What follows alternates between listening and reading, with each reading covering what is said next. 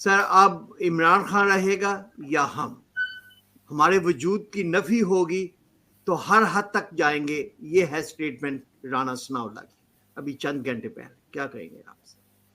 کہاں پہ صورتحال جا رہی ہے؟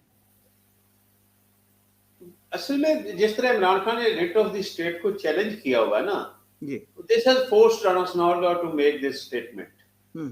اور پھر کئی سملیچیوڈ ہوتے ہیں. اس کا یہ مطلب نہیں ہوتا ہے کہ وہ ایکچولی اس کو ایگزیکیوٹ کیا جائے گا، یا ہوتا ہے وہ ایک تقریر کرتے ہوئے یا بات کرتے ہوئے جیسے کہتے ہیں نا وہ شیر کی طرح دلیر ہے. تو اس کا یہ مطلب نہیں ہوتا کہ وہ بالکل ہی جو ہے شیر کی کھال بھی پہنتا ہے اور شیر کی طرح ہی وہ گوشت بھی کھاتا ہے. تو پروبلی یہ سملیچیوڈ ہے. میرا نہیں خیال ہے کہ کوئی اس طرح کے حالات خراب ہوں گے پاکستان میں. کنر صاحب آپ کیا سمجھتے ہیں یہ جو دیکھیے رانا صاحب کی اسٹیٹمنٹ جو ہے it is definitely statement of interior minister but yet it is a political statement.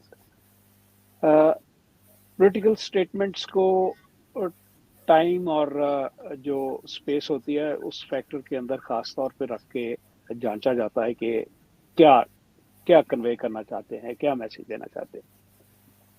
Presently situation یہ ہے کہ عمران خان جہاں تک ہمیں باہر بیٹھے ہوئے نظر آ رہا ہے یا جو ویوز ہیں یا جو بلاگس ہیں ان کے مطابق his strength is diminishing by the day and that is diminishing by his overreach.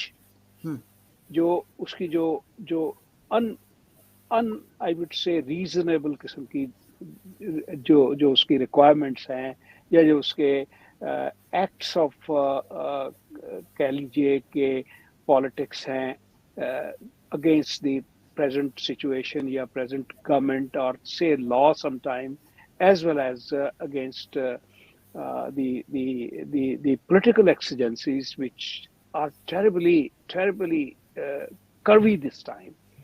اس سب کو دیکھنے کے بعد اس کا اسٹرینتھ کو یا اپنی جگہ کو لوز کرنا لازمی ہے. اور رانا ثناء صاحب کا یہ جو بیان ہے جب دیوار جو اپنا ڈھیلی ہو جائے کمزور ہو جائے تو اس کو دھکا دینے کی کوشش ہوتی ہے ہر وقت.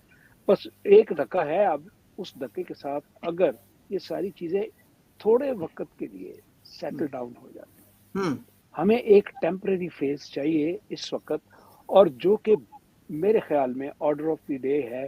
اگر وہ مل جاتا ہے ہمیں جس سے ہمیں ری آرگنائزیشن کا یعنی سنبھلنے کا تھوڑا سا ٹائم مل جائے تو پھر آگے جا کے ایک منیمم ریکوائرمنٹ جو ہے کہ ملک جو ہے وہ سیکیور ہو جائے، کسی طرح سیف ہو جائے.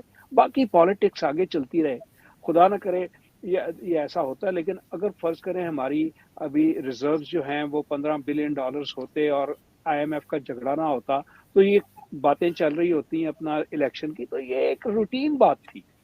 لیکن آج یہ روٹین بات نہیں ہے خاور صاحب جی. تو آج یہ ایک بہت زیادہ ایک تھریٹ بن گیا ہوا ہے ہمیں. وہ تھریٹ جو ہے سوورینٹی کو تھریٹ ہے. تو ہم لوگ جو ذرا تھوڑے سے کہہ لیجئے کہ سنجیدہ سوچ کے لوگ ہیں، ہمارے لیے سوورینٹی جو ہے وہ بہت زیادہ امپورٹنٹ ہے باقی پولیٹیکل ایکسیجنسیز سے.